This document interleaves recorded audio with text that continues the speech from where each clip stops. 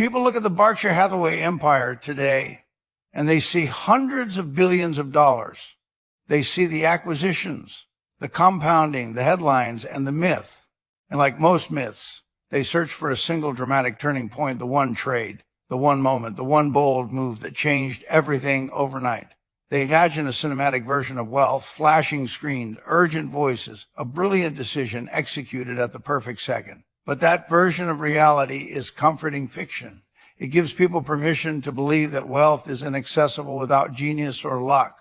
The truth is far less exciting and far more powerful.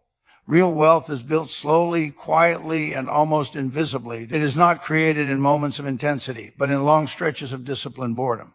If you truly want to understand how financial empires are built or destroyed, you need to stop looking at headlines and start looking at nature.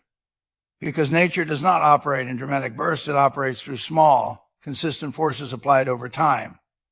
When most people think about destruction, they imagine catastrophic events, a hurricane tearing through a house, ripping off its roof in seconds. In finance, this becomes the fear of crashes, bad investments, or sudden economic collapse. These are the hurricanes of money, and yes, they are dangerous, but they are also rare. What actually destroys most financial lives is something far more subtle, something invisible, something silent, the termites. Termites do not announce themselves. They do not create panic. They simply chew day after day, hour after hour, until the structure weakens from within and collapses under its own weight. In your financial life, your daily habits are those termites. And most people are not poor because of one catastrophic mistake. They are poor because of thousands of tiny, unnoticed decisions that slowly erode their capital and focus. That daily coffee you don't need. The hours lost scrolling endlessly. The impulse purchases made to impress people who are not even paying attention. None of these feel significant in isolation. They feel harmless, even deserved. But over decades, they form a pattern, and that pattern compounds, not in your favor, but against you. It builds a life where you are constantly trading time for money, constantly behind, constantly dependent. A life of quiet financial pressure that never quite goes away. But here's where the principle becomes powerful, because the same force that destroys can also build. If negative habits are termites that eat your foundation, then positive habits are termites that build it grain by grain, day by day. Over the course of a lifetime, I did not rely on brilliance or prediction. I relied on consistency. I practiced a handful of simple habits so small and so boring that most people would dismiss them instantly. They were not flashy. They did not attract attention. In fact, many people thought they were outdated or even foolish. But I repeated them every day.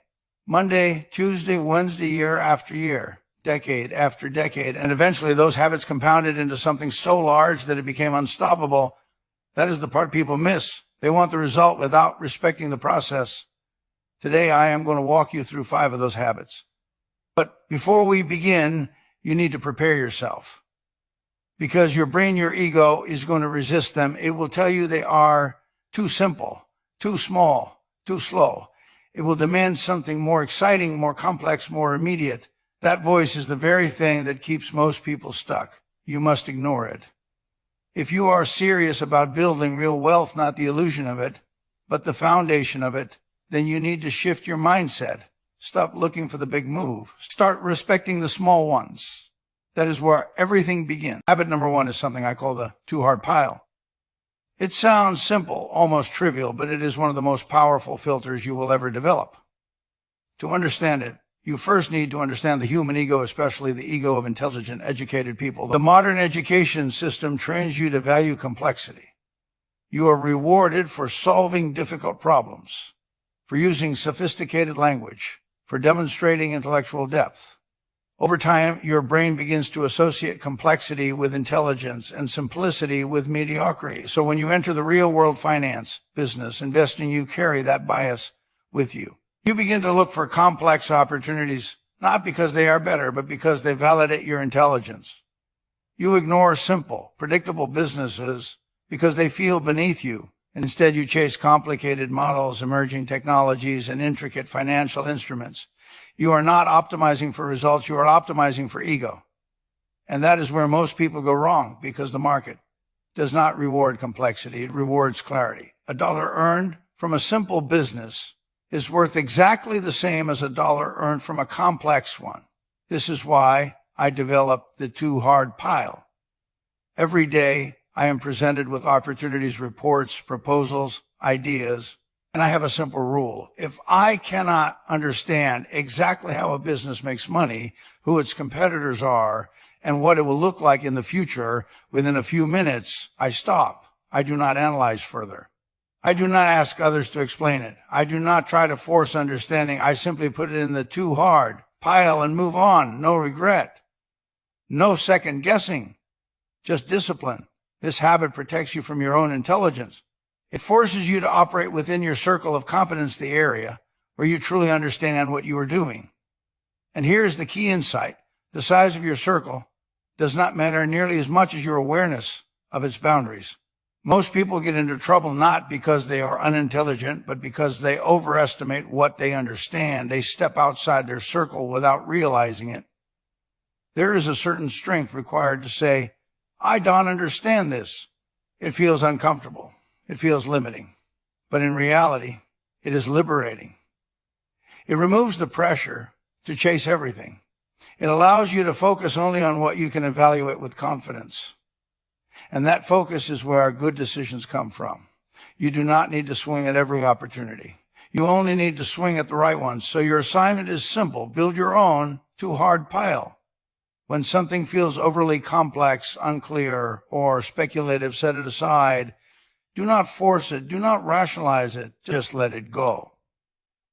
Because in the long run, your success will not be determined by the opportunities you chase. It will be determined by the mistakes you avoid. Habit number 2 is the 500-page rule.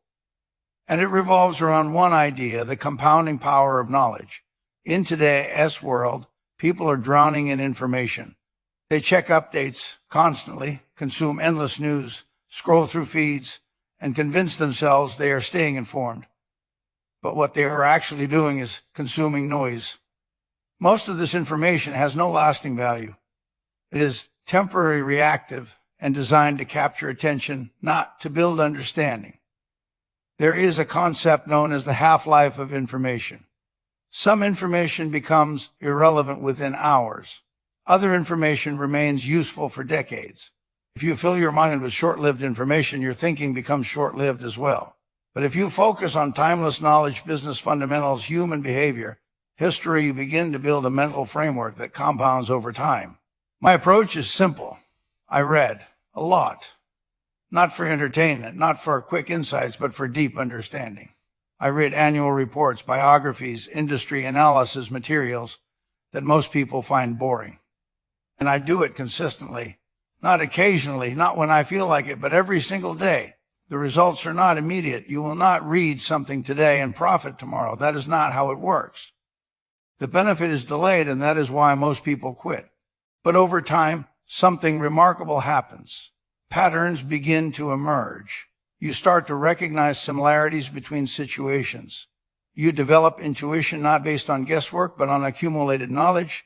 This is how you build an intellectual advantage, not through speed, but through depth. While others react to news, you understand context. While others chase trends, you recognize cycles. And that difference becomes your edge. So your task is to disconnect from noise and reconnect with substance. Set aside time each day to read something meaningful. Not headlines, not summaries, real material. It does not need to be 500 pages immediately. Start small, but stay consistent. Because knowledge, like money, compounds. And over time, it becomes one of your most valuable assets. Habit number 3 is the mastery of stillness, the ability to do nothing when nothing needs to be done. This sounds simple, but it is incredibly difficult in practice. Human beings are wired for action. When we feel uncertainty or anxiety, our instinct is to respond, to move, to change something. This is known as action bias, the tendency to favor action over inaction, even when inaction is the better choice. In investing and decision-making, this bias is dangerous. It leads to overtrading, overreacting, and constantly changing direction. People feel the need to justify their activity. They believe that doing something is always better than doing nothing. But in reality, many of the best decisions involve patience. Think of it this way. Opportunities are not constant. They come and go. If you act too often, you dilute your impact. But if you truly wait for the right opportunity, you can act with conviction. That is the difference between reacting and deciding. My habit is to spend time thinking, not analyzing data endlessly, not multitasking, but simply thinking, sitting quietly, reflecting, evaluating. It may look unproductive from the outside, but it is where clarity comes from. It is where good decisions are formed. Your challenge is to become comfortable with stillness. Set aside time without distractions, no phone, no noise, no input. Just space to think. At first, it will feel uncomfortable. Your mind will resist it, but over time it becomes a skill. And that skill will separate you from those who are constantly reacting. Habit number 4 is the discipline of capital respect. This is about how you treat money, not just in large decisions, but in small, everyday choices. Most people increase their spending as their income grows. They upgrade their lifestyle, justify new expenses, and gradually lock themselves into higher obligations. This is known as lifestyle creep, and it is one of the most common reasons people fail to build wealth. The problem is not spending, it is unconscious spending. It is the assumption that more income should automatically lead to more consumption, but every dollar you spend today is a dollar that cannot compound tomorrow. And when you understand compounding, you begin to see money differently. Money is not just currency, it is potential. It is a tool that can generate more value over time. And when you spend it unnecessarily, you are not just losing the amount, you are losing its future growth. My approach has always been to maintain a consistent lifestyle regardless of income. Not out of restriction, but out of awareness. The goal is not to appear wealthy, it is to become financially independent. And that requires discipline. Your task is to resist automatic upgrades. When your income increases, do not immediately increase your spending. Instead, direct that surplus into assets. Build your base first. Because financial freedom is not achieved through income, it is achieved through control. Habit number 5 is the development of an inner scorecard. This is about how you evaluate yourself, not based on external validation, but on internal standards. Most people live according to the opinions of others. They make decisions based on what will be approved, admired, or accepted, and in doing so, they lose control of their own direction. When you rely on external validation, your decisions become reactive. You prioritize appearance over substance. You avoid discomfort, even when it leads to growth. And over time, you build a life that looks good but does not feel right. An inner scorecard changes that. It shifts your focus from perception to principle. You begin to ask different questions. Is this decision rational? Does it align with my goals? Would I make the same choice if no one else knew about it? This creates independence. You are no longer influenced by trends, opinions, or pressure. You make decisions based on logic and conviction, and that consistency becomes your foundation. Each night, take a moment to reflect. Evaluate your actions honestly, not based on outcomes, but on process. Did you act with discipline? Did you follow your principles? That is how you build integrity, not through perfection, but through awareness. When you combine these 5 habits, clarity, learning, patience, discipline, and independence, you create a system. Not a strategy, not a shortcut, but a system. And over time, that system compounds quietly, consistently, powerfully. Wealth is not built in moments. It is built in patterns. And the patterns you choose today will define your future.